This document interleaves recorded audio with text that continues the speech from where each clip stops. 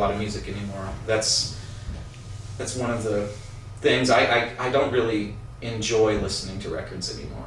I get really stressed out listening to music because I get a lot of ideas, and I'm like, why are you going to spend an hour and a half listening to this? It's just hard for me to enjoy it. You know, I still listen to the shit I listened to when I was a kid. That stuff is I could keep my record collection to probably a couple dozen and be content. So it's kind of like I say, it's always with me. But when I'm not on the road, I'm a guy that likes to cook and read, go to museums, just do stuff, every day if I can. Yeah. When you say a couple dozen records, maybe. Yeah. I mean, are there like 5 singles or albums that are in high rotation right now? Well, I mean, I would, if I had to burn all of my records, I know I would keep the Rock and Roll High School soundtrack. That's the first record I ever bought. I'd keep a Patti Smith record, the Roxy Music record, a couple of Sabbath records. That's good enough for me. Although I have a shitload of like great blues and stuff like that, somehow that's more. I don't know. It's just a sort of a thing that it's like reading a 500-page novel and you have it sort of memorized perfectly forever. The story or some kind of character. When I listen to like blues music or country music, old country music, that's the way it affects me. It's not peripheral. Yeah. And some of those other records, like records that I grew up listening to, I'll just wake up humming the song, and I know exactly what it is, and I need to be a creature with a bit of a routine, and if it's something as simple seeming as just having a few records from back when you were a kid, so be it. It makes me happy. Yeah. Now, you're a creature of habit, but yet, every other day when you're on tour, you're going to a different city or a different country. How does that connect? I mean, what do you do on the road to maybe get a feel for the local feel of where you're at, or do you? You catch as you can. Sometimes it can be, a local will, take you to their house because they made you a great meal, and the band can, have an hour and a half outside of, some divey rock club, food helps us, or we figure out where like the great guitar store is in a certain town, or and we take suggestions. It's pretty much every single night. If it's a town we don't already have a favorite place of or don't know, we're like, what's the best diner for breakfast tomorrow? Mm-hmm. We'll tell because maybe we have to leave pretty early, or maybe we have a little free time. What do we do? What would you suggest? And luckily our fans are our friends. They really don't steer us wrong. And if they do, they pay the price, because we usually we'll keep their number and we'll be like, man, you said that was the barbecue place to go to in town? No. We should have gone to our regular place, Any really gruesome or really great stories from the road? The road is its own story, man. And I don't know. I guess if at the end of the night you can have a smile on your face, you win, because everything is a challenge, and if you fight against it, if you're not a problem solver, you're dead meat. If this is what you want to do, you really are, because we did an entire tour once where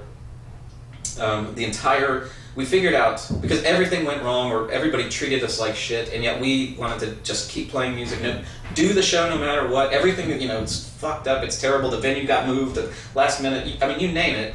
And we figured out that pretty much everybody we deal with,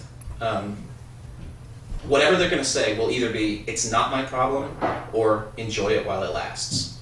And it was like no matter what happened during the day, it just seemed like whatever the person is saying, I'm not even listening sometimes, because I'm like, you go into the club, oh look, nobody knows what the fuck's going on. We were supposed to be here at 7. Oh yeah, but we keep the club locked until like 9:30. Okay, great. Well, we don't know what to do around here. What should we fucking do? I don't know, man. It's not my problem. You know. Yeah. You can see that coming a million miles away. Little things like that, or like I don't have these, but I have action figures of the types of people that you will run into in this world. You know, in the Your star toy figure. Right, exactly. Okay. It's like a new action figure. It's like that kind of sound guy, you know, that kind of promoter, that kind of fan, and the fans we love. Yeah. And some promoters have, you know, are fans of ours that have become promoters. God knows why they want to do it, but it keeps food on the table for a band that wants to go on tour. Yeah, so I guess a healthy dose of hard work and a sense of humor works pretty good. If I could put that in a bottle, in a little pill form, and sell it down the street, there'd be even more bands. Now, I mean, your touring is very extensive, and also you've recorded in a lot of places. I mean, Electrical Audio was your home, but also in Italy, in Belgium, in where you've in Scotland. I mean, you've recorded albums in a lot of other countries. I mean, how does a different environment affect the music, or how do you choose where you'll record? I take the opportunity when it comes, and that's an advantage to having a lot of songs. But it's not that I have throwaway songs always on hand. I write with a project in mind. Yeah. So once I get a handful of songs that seem to be connected somehow, it might mean just throwing out a bunch and just focusing on what I think might be the connecting point to these songs. And so yeah, I mean, if you catch me in the right cycle, I might have 10 finished songs, and oh shit, we have a day off in Scotland. Hey, do you know anybody who's got a studio? Yeah, well, Arab Strap, you know, who we were, you know, supporting. Instead of just, you know, taking the day off, like most bands would do, they're like, sure, let's go in the studio, do whatever. And I think we recorded something like over 20 songs in one day that became the record The Lioness. Playing with people that we had not played music with, and borrowing as much equipment as we could, and, you know, of course, just like running the engineer ragged. But I think after he saw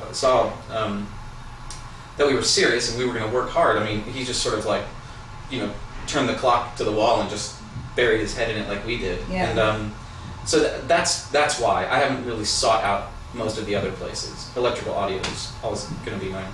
But it's seriously, it's like it is. I feel so at home there. It's ridiculous. That's great. That's great. So what else makes you feel like home in Chicago? What are you going to make time for while you're here? I don't have any time. So I'll probably try to see a few friends, but I think most of them will be here.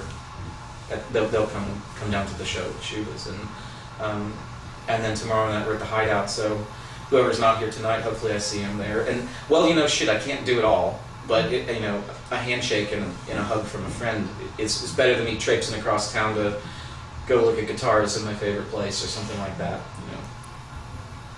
Yeah, that's all I'm gonna do, and just play some music. Sounds good. Sounds like a winning plan for the weekend. It's a plan. Excellent. Well, this has been great. Thank you so much for coming backstage. Thanks kindly.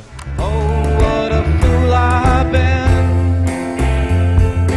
Oh, what a fool I've been, Josephine. Josephine.